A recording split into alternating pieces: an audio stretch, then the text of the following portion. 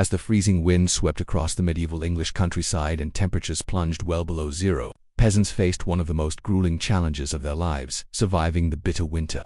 Without central heating, modern fabrics, or synthetic insulation, life depended entirely on resourcefulness, inherited knowledge, and centuries of trial and error. At first glance, a peasant's clothing might seem rough, crude, and primitive, yet beneath this apparent simplicity lay a sophisticated system of survival. Every layer, every material, and every accessory was honed over generations to provide warmth, protection from dampness, and endurance for daily labor. Peasants had no textbooks or scientific treatises, yet they became masters of personal climate control, adapting to one of the harshest climates imaginable. Wool formed the backbone of their winter wardrobe. Unlike the smooth, luxurious fabrics worn by the nobility, peasant wool was coarse, uneven, and full of natural air pockets. These pockets trapped body heat while lanolin, a natural oil present in the wool, repelled moisture, preventing the chilling effects of rain or snow. Even soaked wool retained a significant amount of warmth, making it indispensable in England's damp, unpredictable climate. Though scratchy and heavy, its thermal efficiency was unmatched, and it could be spun into tunics, layered robes, and quilted jackets, forming a versatile insulation system. Layering was essential for survival. Peasants often wore 5 or 6 layers, each with a distinct purpose. A base layer of linen absorbed sweat and removed moisture from the skin, preventing hypothermia during labor-intensive work. Over this, a woolen tunic added the first layer of thermal protection, followed by a long woolen robe that reached the knees or ankles, trapping additional heat. Finally, a heavy outer cloak or cape, often hooded, protected against wind, rain, and snow. This system allowed dynamic adaptation. Layers could be shed during strenuous work to prevent overheating or added back during periods of rest or inactivity. Each layer created its own airspace, enhancing insulation, just like modern multi-layered jackets. Felt played a crucial role in protecting extremities. Felt boots, leg wraps, and hats shielded peasants from frostbite and icy terrain. Its dense structure made it nearly windproof and water-resistant, and it could be produced on the farm without specialized equipment. Felt items were durable, lasting decades when well maintained, representing a true peasant innovation. Hemp fibers added further insulation. Loose hemp could be stuffed into jackets, quilts, or padding, creating extra warmth without costly down or wool. Hemp's moisture-wicking and antimicrobial properties kept workers dry and reduced odor and skin irritation. Reflecting an intuitive understanding of both hygiene and thermoregulation, hemp was cheap, renewable, and multi-purpose, used for robes, sacks, bedding, and clothing insulation. Even colors served a function. Natural dyes derived from plants and minerals produced muted browns, blues, and greens that absorbed sunlight to provide subtle warmth, concealed dirt between infrequent washes, and sometimes had antibacterial or insect repellent properties. Every element of peasant clothing was a carefully engineered survival system. Accessories like belts, hoods, scarves, and mittens were essential tools, not decoration. Belts compressed layers to reduce air circulation, retaining heat, while hoods and scarves shielded the head, neck, and ears from frostbite. Mittens protected hands from icy surfaces. These elements created a holistic system, allowing peasants to endure even the harshest winter conditions. Their homes were extensions of this system. Watlandop walls, reinforced with straw, trapped countless air pockets. Thatch roofs provided additional insulation, and central hearths radiated warmth across confined spaces. Beds layered with wool, hemp, and feathers ensured nocturnal survival. Every part of the dwelling, from walls to floors to bedding, worked together with clothing to maximize warmth. Peasants also maintained separate day and night clothing. Work garments, often wet and dirty, were removed before sleep and replaced with older woolen tunics that acted as nightwear. Day clothes were aired near the hearth, preserving their lifespan and insulating properties. This simple yet ingenious system maximized body heat for 24 hours, minimized wear on garments, and optimized hygiene in an era of scarce water. Every detail of clothing had purpose. Coarse wool, quilted jackets, felt boots, hemp stuffing, and even feathers were strategically used.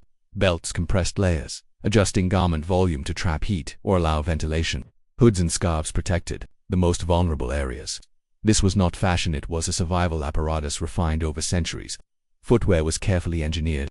Wooden clogs, simple leather shoes, or felt-lined boots insulated feet from snow, mud, and frozen ground. Felt inserts and leg wraps provided additional warmth, ensuring peasants could work outside for hours without frostbite. In addition to wool, hemp, and felt, peasants used animal products to enhance insulation. Feathers from ducks and geese, often kept for eggs and meat, were used as stuffing for jackets and quilts, providing lightweight warmth. Sheepskins with wool left intact were sewn into collars, sleeves, or inner linings, acting as primitive fur garments. These innovations minimized waste and made use of every available resource. Nighttime clothing reflected the same ingenuity. Worn or oversized wool tunics served as sleeping garments, preserving heat while being comfortable enough for rest. Daytime clothing was aired and rotated to maximize insulation, reduce moisture, and prolong garment life. This system showed an understanding of thermoregulation, hygiene, and efficiency.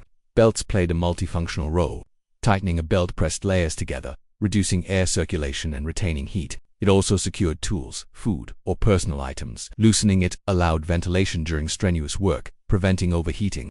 Adjusting the belt could raise or shorten garments to stay dry, avoid mud, or allow freedom of movement. Even small design elements reflected practical knowledge of the body and environment. Every aspect of the peasant's survival system demonstrated adaptability. Wool provided insulation, hemp added extra layers, felt protected extremities, feathers and animal skins enhanced warmth, and belts, hoods, and scarves controlled heat loss. Clothing, home design, and daily routines were all part of a coherent strategy honed over generations. The process of producing materials was labor-intensive but accessible. Wool was sheared, cleaned, carded, and spun. Felt was created by layering, wetting, heating, and pressing fibers until dense mats were formed. Hemp was soaked, dried, and separated for stuffing or weaving. Feathers were collected, cleaned, and stuffed into quilts or jackets. Every step required skill, patience, and knowledge, reflecting a deep understanding of materials and their properties. Peasants also applied dyes from natural sources, enhancing functionality. Some dyes offered antibacterial properties, others repelled insects, and darker shades absorbed sunlight to provide subtle thermal benefits. Clothing was repaired, patched, and repurposed until fully worn, demonstrating a culture of efficiency and sustainability. Even the smallest innovations mattered. The combination of wool, hemp, felt, feathers, and belts, arranged in multiple layers, created a dynamic system capable of responding to weather, activity, and environmental hazards. The principles employed trapping air, repelling moisture, distributing insulation, and layering modern thermodynamics and outdoor survival strategies, yet were achieved centuries earlier without formal scientific knowledge. Homes complemented clothing. Straw in walls, thatch roofs, and compact hearths combined to reduce heat loss. Simple felt mats or wool bedding insulated floors and sleeping areas.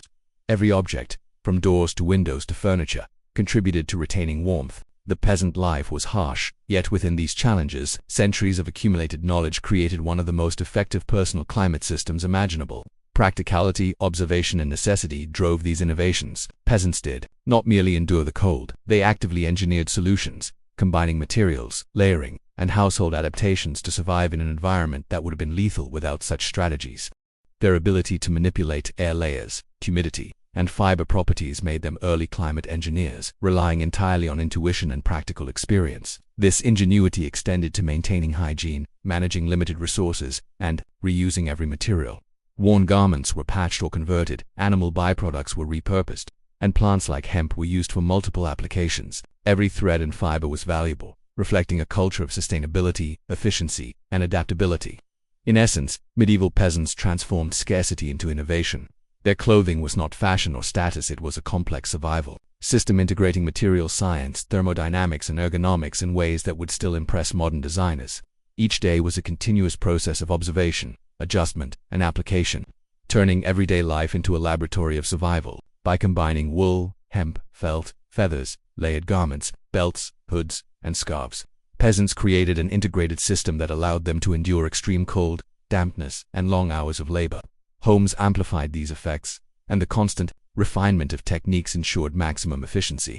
From the moment they woke until they went to sleep, every decision from which layer to wear, to how to adjust a belt, to where to position the hearth was part of a finely tuned survival strategy. This approach made survival possible even in the harshest winters, proving that the medieval peasant's life, far from being simple or primitive, was a masterclass in practical engineering, adaptation, and ingenuity. Every garment, accessory, and household item was optimized for survival, reflecting centuries of accumulated experience and intuitive understanding of nature. It is a testament to human resilience, creativity, and the capacity to thrive under extreme conditions.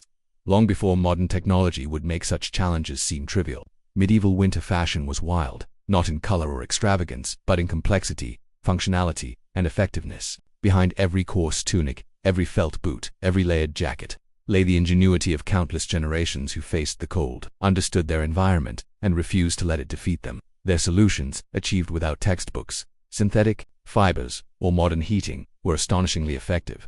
Observing these methods today, we gain insight into a world where survival demanded intelligence, resourcefulness, and constant attention to the smallest detail. Every choice material, layer, accessory, and household adaptation was a deliberate, carefully considered step in a grand strategy to endure the harshest winters. Medieval peasants transformed necessity into science, intuition into engineering, and scarcity into innovation. Their clothing, homes, and daily practices were not merely cultural artifacts but fully integrated survival tools. Understanding these methods reshapes our view of the medieval world, revealing a society deeply attuned to nature, highly inventive, and endlessly resourceful. Their ability to survive and thrive in bitter winters is not just a historical curiosity, it is a lesson in resilience, adaptability, and the enduring power of human ingenuity.